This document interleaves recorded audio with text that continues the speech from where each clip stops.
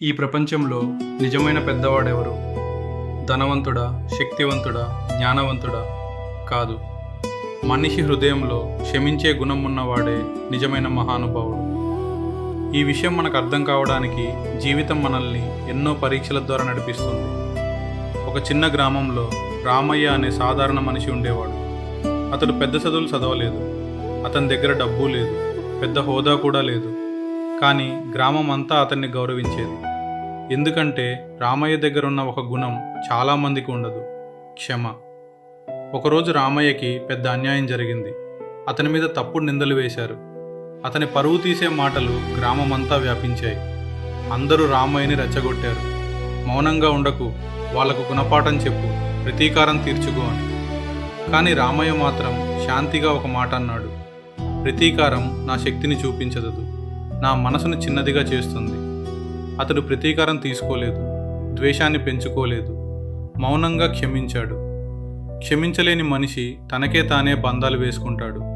ప్రతీకారం, ద్వేషం, ఈర్ష్య, కోపం ఇవి ఎదుటి వాళ్ళను కాదు, మన మనసునే నెమ్మదిగా దహనం చేస్తాయి. రోజు అదే బాధను గుర్తు చేసుకుంటూ ఉంటే మన నిద్రపోతుంది, మన నవ్వు పోతుంది, మన జీవితం భారంగా మారుతుంది. కానీ క్షమించగల మనసు ఉన్నవాడు మాత్రం స్వేచ్ఛగా శ్వాసిస్తాడు. అతని హృదయం తేలికగా ఉంటుంది. అతని ముఖంలో ప్రశాంతత కనిపిస్తుంది. కాలం గడిచింది. రామయ్యపై నిందలు వేసిన వ్యక్తికే తన తప్పు అర్థమైంది. ఒకరోజు కన్నీళ్లతో రామయ్య దగ్గరకు వచ్చి, నన్ను క్షమించు అని అడిగాడు.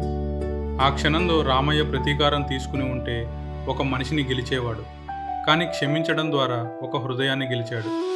క్షమించడం అంటే బలహీనత కాదు, అది పరమ బలం. క్షమించడం అంటే మర్చిపోవడం కాదు, క్షమించడం అంటే మనసుకు విముక్తి ఇవ్వడం. మన జీవితంలో ఎన్నో సంబంధాలు ఒక్క మాట వల్ల, ఒక్క కోపం వల్ల, ఒక్క అహంకారం వల్ల చీలిపోతాయి. కానీ వాటిని మళ్ళీ పుష్టిగా మార్చే ఒక్క మార్గం ఉంది: క్షమాగుణం. క్షమించగల మనిషి దగ్గర ప్రేమ పెరుగుతుంది, శాంతి నిలుస్తుంది, ఆనందం వికసిస్తుంది. ఇప్పుడు ఒక్కసారి మనల్ని అడుగుదాం: మన హృదయంలో ఇప్పటికీ ఎవరిపైనా కోపం ఉందా? ద్వేషం దాచుకున్నామా? క్షమించలేక బాధపడుతున్నామా? అలా అయితే ఆ బాధ వాళ్ళను కాదు, మనల్నే నెమ్మదిగా చంపుతోంది. చివరికి మనిషి ఒక నిజం తెలుసుకుంటాడు: మనల్ని ఎక్కువగా బాధించేది బయటి వాళ్ళు కాదు, మన హృదయంలో మనమే దాచుకున్న ద్వేషమే. క్షమించకపోతే ఆ బాధను రోజు మనమే మోసుకుంటూ తిరగాలి. క్షమిస్తే ఆ భారం ఒక్క క్షణంలో కరిగిపోతుంది. ఒక్క క్షమాభావం, ఒక్క క్షమా మాట ఏళ్ల తరబడి మనసులో ఉన్న గాయాలను మాన్పగలదు. అందుకే ఈ రోజు నుంచే మన మనసులోని ద్వేషపు మబ్బులను తొలగిద్దాం. కోపాన్ని వదిలేద్దాం, అహంకారాన్ని విడిచిపెట్టేద్దాం.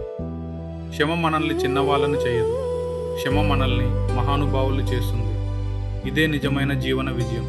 ఇదే మనిషిగా మన గొప్పతనం. క్షమించగల మనిషే ఈ ప్రపంచంలో నిజమైన పెద్దవాడు.